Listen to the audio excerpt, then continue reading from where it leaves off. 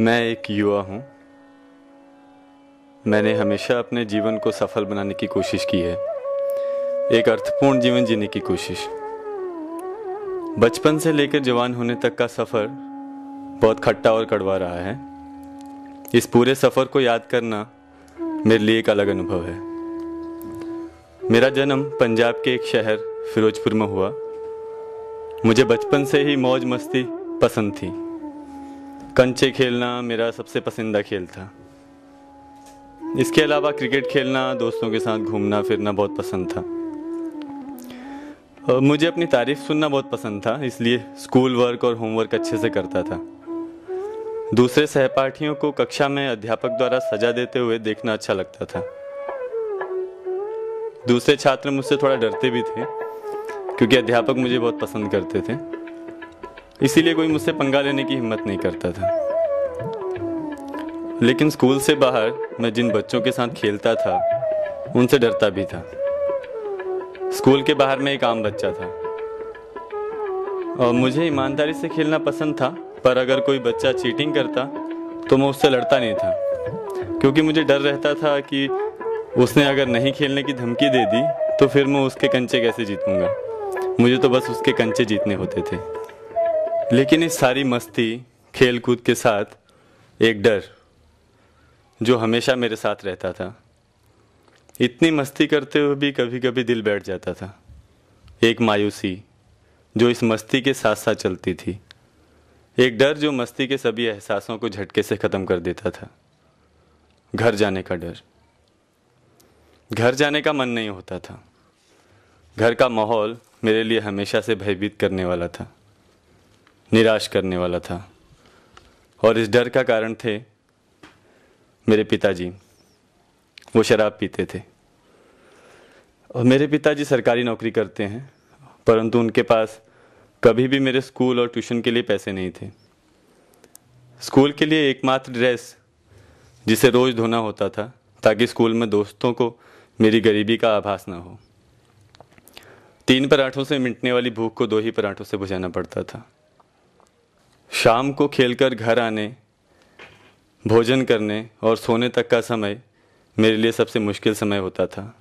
ये पूरा समय इसी आशा से गुजरता कि शायद आज पिताजी बिना शराब पिए घर आएंगे, और ऐसा हो इसके लिए मन के या शायद दिल के किसी कोने से प्रार्थना होती थी। और फिर एक हल्की सी खुशी की लहर, केवल ऐसा होने के आभास भर से। लेकिन फिर एक निराशा का एहसास, अगर ऐसा नहीं हुआ तो फिर वही तोड़फोड़ और हंगामा। ये सब सोचते हुए हजारों रातें बीत चुकी थी। मैं रोज़ पूजा पाठ करता था। हनुमान चालीसा पढ़ने के बाद हमेशा भगवान से 4 चीज़ें मांगता था। हे भगवान, मुझे अच्छी बुद्धि देना, मेरा पढ़ाई में खूब ध्यान लगवाना, मेरी रक्षा करना और मेरे पिताजी की शराब छुड़वा देना। उस समय मैं बहुत छोटा था, लेकिन आज भी मेरे लिए वो 4 चीज़ें उतनी ही अहमियत रखती हैं। इन खट्टे और कड़वे अनुभवों के साथ अब मैं 14 साल का हो चुका था और मैं 10वीं कक्षा में था जब मेरी माताजी की मृत्यु हो गई। इसके बाद तो जैसे मोहल्ले की गलियां और दोस्तों का घर मेरा घर बन गया था। दिन भर इधर उधर भटकना, हर समय किसी न किसी को अपनी कंपनी के लिए ढूंढना, अगर कोई ना मिले तो अकेले ही कहीं बैठे रहना, रात को घर जाने की बजाय किसी दोस्त के यहाँ रहने की प्लानिंग करना।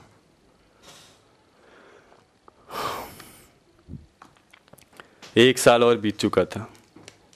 मैंने 10वीं कक्षा पता नहीं कैसे लेकिन पास की थी। मैं जिस माहौल और संगत में रहता था, मुझे कचौटने लगा था। हमेशा लगता था कि कुछ गड़बड़ हो रहा है, कुछ ठीक होना चाहिए।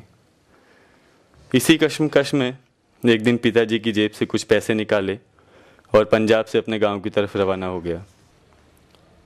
15 साल की उम्र में लगभग 30 घंटे के सफ़र में अकेले निकल पड़ने के लिए मुझे किसी हिम्मत की ज़रूरत नहीं थी।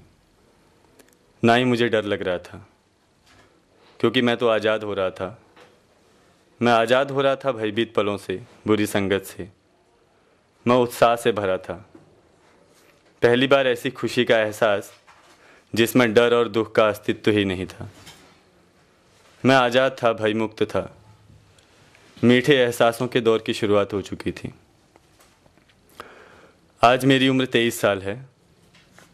मेरी नज़र में मैं एक सफल व्यक्ति हूँ। मैं जो चाहता था मैंने पाया है। आज भी मैं कभी कभी सोचता हूँ कि अगर मैं उस दिन नहीं भागता या बुरी संगत और बुरी आदतों के प्रति मेरे अंदर सवाल नहीं उठते, मेरे अंदर एक अच्छी ज़िंदगी जीने की चाह नहीं होती, तो शायद मेरी ज़िंदगी कुछ और होती।